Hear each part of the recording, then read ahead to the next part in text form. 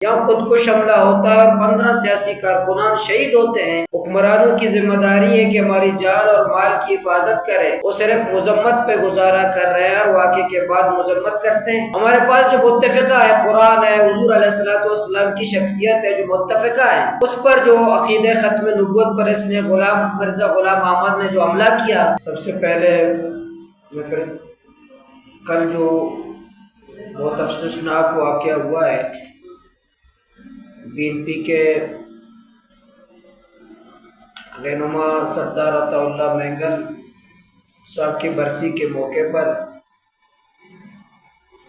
جو خودکش حملہ بقول سرکار کے خودکش حملہ ہوا ہے، 15 کارکنان وہ بی این پی کے کارکن نہیں تھے، وہ ہمارے سرزمین کے بچے تھے، فرزند تھے، سیاسی کارکن تھے، ان کی شہادتیں ہوئی، درجنوں کارکنان زخمی ہوئے۔ بہت ہی افسوس کی بات ہے کہ نہ سیاسی کارکن محفوظ ہے، نہ سیاسی جلسوں کی اجازت ہے، اور کوئی کسی کی جان اور مال محفوظ نہیں ہے۔ حکمرانوں کی ذمہ داری تھی کہ حکمران ہمارے جانوں کی حفاظت کرتے، اربوں روپے امن و امان پہ خرچ ہونے کے باوجود بھی ہم محفوظ نہیں ہیں، ہمارے کارکنان محفوظ نہیں ہیں۔ جن کی ذمہ داری تھی ہمیں امن قائم کرنا، ان کی زبان سے جب بھی کوئی ایسا بدامنی کا واقعہ ہوتا ہے تو ہمارے گورنر صاحب بھی ابھی چل رہا تھا کہ وہ تشویش کا اظہار کر رہے ہیں۔ جن کی ذمہ داری تھی کہ امن دے، وہ تشویش پہ گزارا کر رہے ہیں۔ حکمرانوں کی ذمہ داری ہے کہ ہماری جان اور مال کی حفاظت کرے، وہ صرف مذمت پہ گزارا کر رہے ہیں اور واقعے کے بعد مذمت کرتے ہیں، اور مذمت کے بعد تو دوسرا جملہ ہے کہ ان کو کیفر کردار تک پہنچائیں گے۔ یہ جو رٹی پٹی جملے ہیں جو ہم جب سے پیدا ہوئے ہیں، یہ جملے ہم سن رہے ہیں کہ ہم کیفر کردار تک پہنچائیں گے، لیکن ہمارے کارکنان، عوام لوگ، ہماری عوام وہ محفوظ نہیں ہے۔ دفعہ 144 نافذ کیا گیا بلوچستان میں، 1 مہینے پورے بلوچستان کا سوشل میڈیا بند کیا گیا، پورا ٹرانسپورٹ بند کیا گیا، پنجاب کے لوگوں کو بلوچستان پہ داخلہ پہ پابندی لگائی گئی، کوئی بلوچستان میں داخل نہ ہو۔ ان سب کے باوجود پورے بلوچستان کے عوام کو قید خانے میں رکھنے کے باوجود بھی کوئٹہ جیسے شہر میں دھماکہ ہوتا ہے، پورے بلوچستان کو بند کرنے کے باوجود بھی یہاں خودکش حملہ ہوتا ہے اور 15 سیاسی کارکنان شہید ہوتے ہیں، تو بتائیں کہ کون ناکام ہے؟ آیا وہ جس کو ہم اربوں روپے دیتے ہیں وہ ناکام نہیں ہے؟ سیکورٹی ادارے ناکام نہیں ہیں؟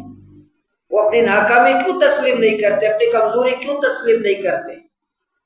تو اس لیے ہم بی این پی کے جو اس غم کے ماحول میں بی این پی کی قیادت کے ساتھ ہیں اور افسوس کا اظہار کرتے ہیں، وہ تمام شہداء کی جو 15 شہداء ہیں ان تمام کے خاندان کے ساتھ تعزیت کرتے ہیں، ہمدردی کرتے ہیں، اور بی این پی کے جد و جہد اس غم کے ماحول میں جو فیصلہ کریں گے انشاءاللہ جماعت اسلامی ہم ساتھ دیں گے، اس غم کے ماحول میں ہم انشاءاللہ ساتھ دیں گے، اور حکمرانوں کے خلاف اور ان قوتوں کے خلاف انشاءاللہ جد و جہد کریں گے جو بلوچستان کو آج آگ اور خون کا جو کیل جاری ہے۔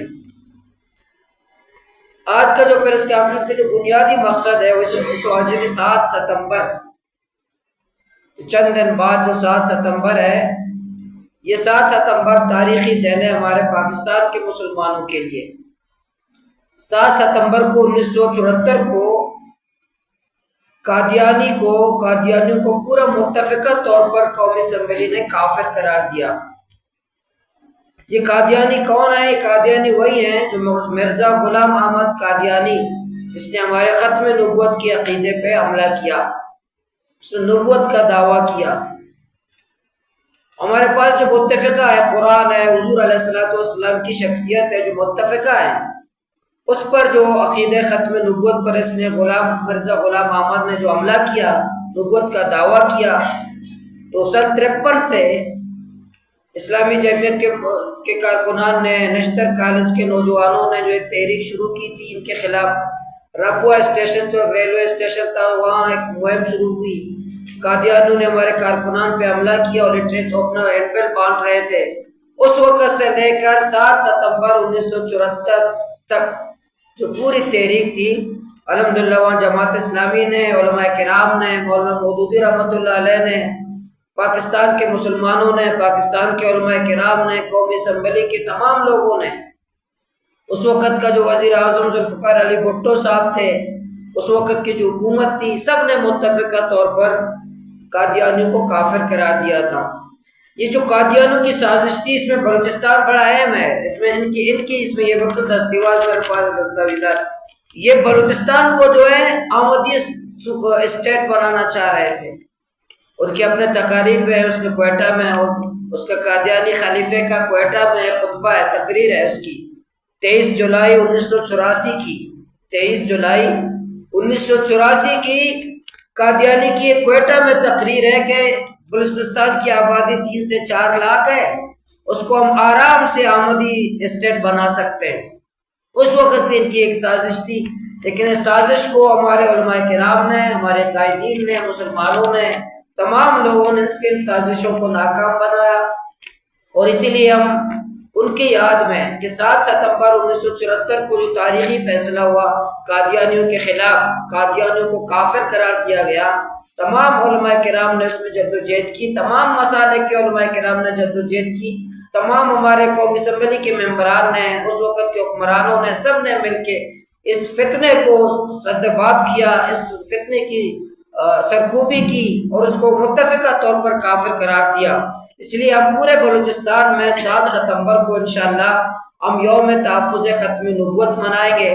پورے ہمارے اضلاع میں، مدارس میں، اسکولز میں انشاءاللہ اس حوالے سے تقاریب کریں گے، اور ہم اپنے ان قائدین کی، بزرگوں کی، علماء کرام کی قربانیوں اور کردار سے عوام کو آگاہ کریں گے. اور اب تک یہ قادیانی فتنہ خاموش نہیں ہے، اب تک یہ سازشیں کرتے رہتے ہیں.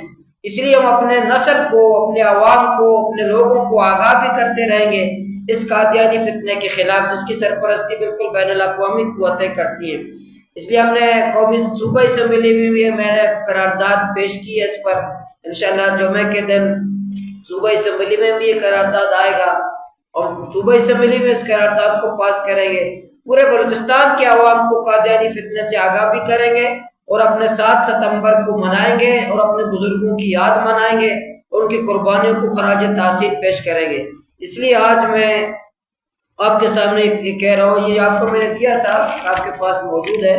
ان علماء کرام کی فہرست بھی موجود ہے جنہوں نے 21 علماء کرام تھے، انہوں نے متفقہ طور پر پورے مجلس میں ان قادیانیوں کو کافر قرار دیا، اور قومی اسمبلی میں باقاعدہ قادیانیوں کو بلا کر کے، سوالات کر کے، دلائل کے ساتھ پوری قومی اسمبلی کو قائل کیا کہ قادیانی کافر ہے.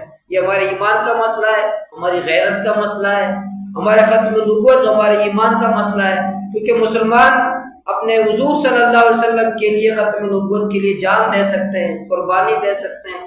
اس لیے ہم 7 ستمبر کو پورے بلوچستان میں یوم ختم نبوت کے طور پر منائیں گے.